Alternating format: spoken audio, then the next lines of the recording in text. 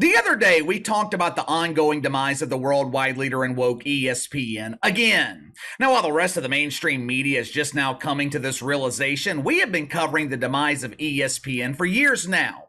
I've received some new information, though, regarding this carriage dispute between ESPN and Spectrum.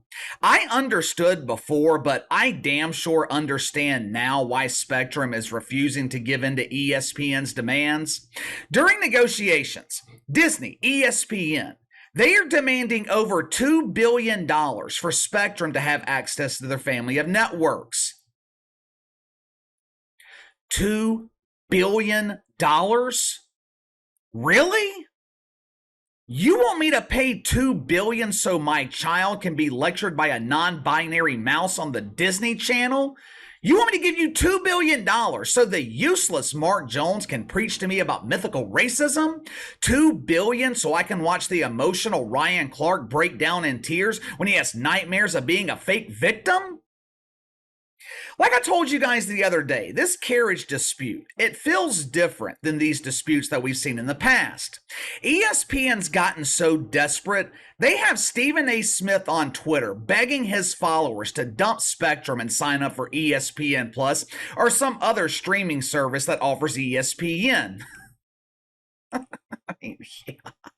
That's sure to solve the problem. Spectrum, they are making the case to their investors that ESPN is making unreasonable demands, and I happen to agree. Not only is ESPN demanding more money, they are also asking for flexibility or less flexibility for consumers when it comes to their cable packages. Now, what that means, it means ESPN wants Spectrum to include their networks and packages of channels that women and non-sports fans watch. Translation: ESPN wants people who don't watch or care about sports, they want those people to continue subsidizing their garbage programming like they have for decades.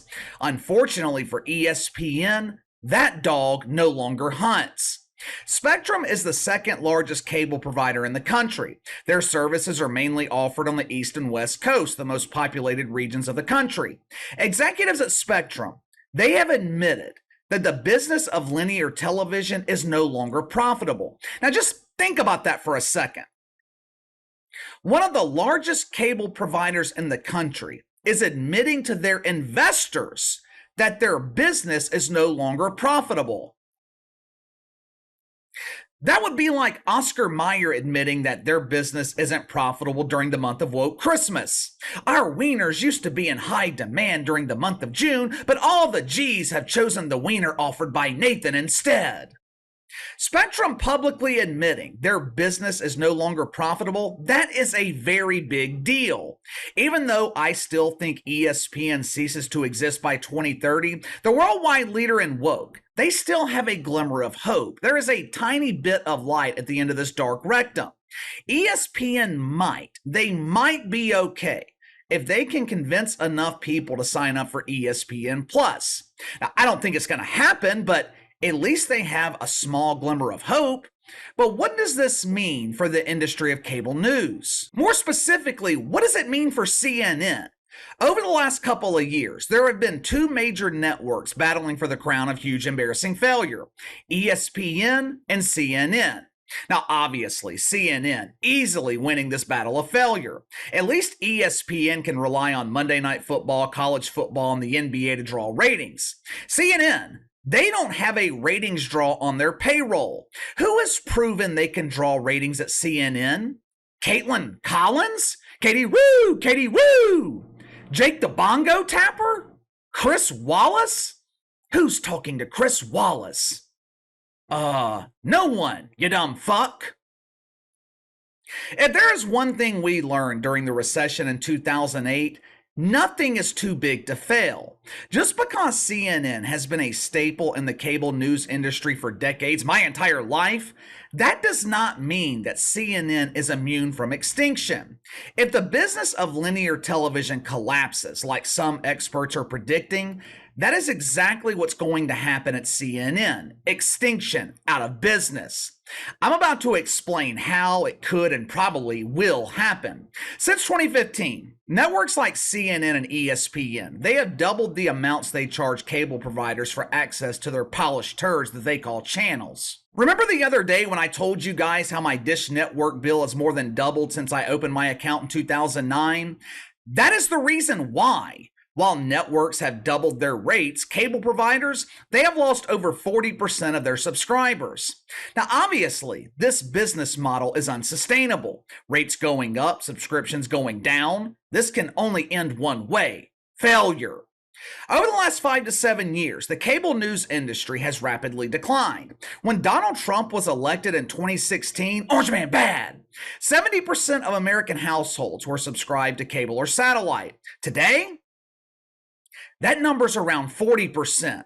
During the first quarter of 2023 alone, cable and satellite providers lost over 2 million subscribers. But you see, the financial impacts of this subscriber exodus, it hasn't hit CNN just yet.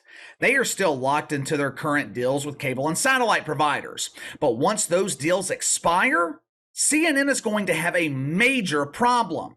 We have covered the ratings decline at CNN extensively here on the channel. Everyone watching me knows CNN is a huge embarrassing failure. They are no longer competing with Fox News and MSNBC. CNN is now competing with Newsmax and their former partner in the butt bongo at News Nation, Chris Cuomo. Hey, it's me, Chrissy C.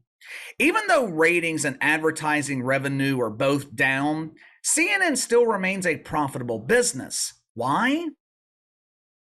Because they're still able to rely on the billions of dollars in licensing fees that they charge cable providers. Most people think that networks like CNN make most of their money from advertising. That's simply not the case. Last year, the 6 largest cable news networks, they made $2.6 billion in advertising. They made over $4 billion from cable and satellite providers. Those same cable and satellite providers that admit the business of linear television is dying. But that's okay. That's okay. Because CNN has their hero waiting in the wings. Starting this fall, incoming CEO Mark Thompson, he's gonna save CNN. He's gonna patch the holes on this Titanic. He's coming with a bucket the size of the Lizzo's belly button to remove that pesky water from this sinking ship. Now, some believe the solution to CNN's problem is simple: streaming.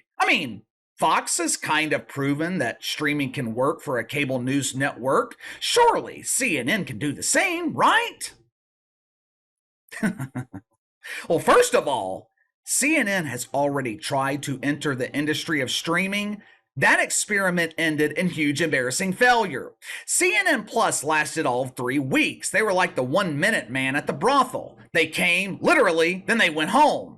According to the Washington Post, CNN Plus, it ended in huge embarrassing failure because CNN didn't offer the programming viewers are accustomed to seeing on CNN. CNN viewers are used to seeing Jake the Bongo Tapper emotionally crying over the rhetoric of Donald Trump. They're used to seeing Andy Cooper dressed up like a librarian. They're used to seeing the beautiful face of Caitlin Collins scowling at the camera, wondering why lonely men refuse to watch her.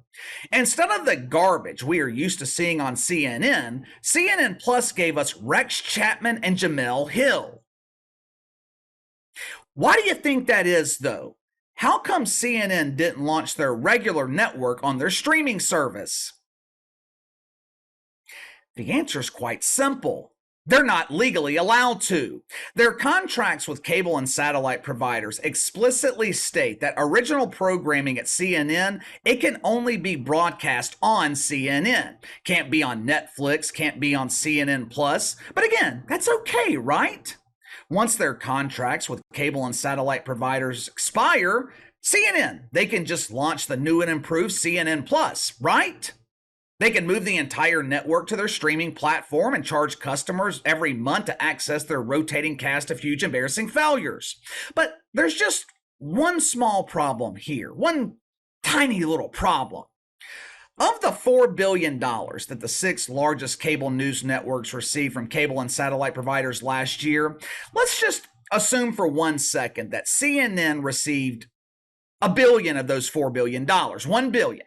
Now, I don't know the exact number, but we're just going to go with a billion for easy math for this example.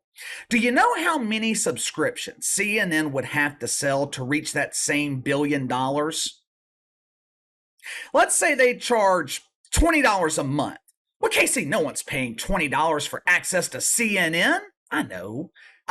Most people, you would have to pay them $20 to watch CNN. But even though $20 every month is absolutely unreasonable for CNN, I chose that number to illustrate how many subscriptions they would have to sell monthly. At a price point of $20 a month, CNN would need 4.2 million monthly subscribers. Now, obviously, at $10 a month, they would need 8.4 million. Does anyone really believe that 8 million people are going to pay for CNN? They can't get 1 million to watch this network on cable. How are they going to get 8 million to pay for this polished turd? Alan Wolk is a veteran advertising executive and media consultant. He was interviewed by the Washington Post. They asked him about the future of cable news. He explained that the cable news industry was dying because cable television is dying. Alan Wolk, he made the same prediction about cable news that I've been making for years about ESPN. According to him, cable news will cease to exist in the next 10 years. People like Andy Cooper and Jake the Bongo Tapper demanding millions of dollars in salary while being completely useless and providing no value, those days are over. If we get to that point, Andy and Jakey, I guess they'll have to do what the rest of us are doing and build your own audience. Honestly, I don't even know how Fox News would survive if cable television were to collapse. We are reaching a very pivotal point in television here. The reason cable was able to survive for decades, all consumers kind of split the bill for the networks. The money I paid for the channels I want to watch, it was also given to channels that you watch and vice versa. If all networks are forced to move to streaming, that revenue stream is gone. Most networks, I just don't see how they would be able to survive. Fox Nation, the streaming service for Fox News, they have 1.5 million subscribers. They can't survive off that revenue alone. Those 1.5 million subscribers, they make up less than 10% of the revenue that Fox receives from cable and satellite providers. I don't have the answers. I don't know. People smarter than me, they're going to have to figure out this problem. I just don't see how CNN survives this. If you're struggling to draw an audience on cable where people have easy access to your network, how are you going to convince those same people to pay to watch you? The average CNN viewer is over 65 years old. You really think Grandma Gail and Grandpa Gus are going to pay for CNN? And that's assuming they can figure out how to stream it. Give me your thoughts on this. Spectrum, they admit that linear television is no longer a profitable business. What does that mean for CNN? Do you think CNN can survive? Or do you agree with me and someone much smarter than me, Alan Wolk? He gives CNN another decade, 10 more years. I think we could see CNN cease to exist by 2030, just like ESPN. But what about you? You let me know. Sound off in the comments below. Make sure to like and subscribe. Click the notification bell to receive all notifications from the channel. Best way to contact me is by email at btlkc84@gmail.com, KC_BTL84 on Twitter. I'll see you guys tomorrow.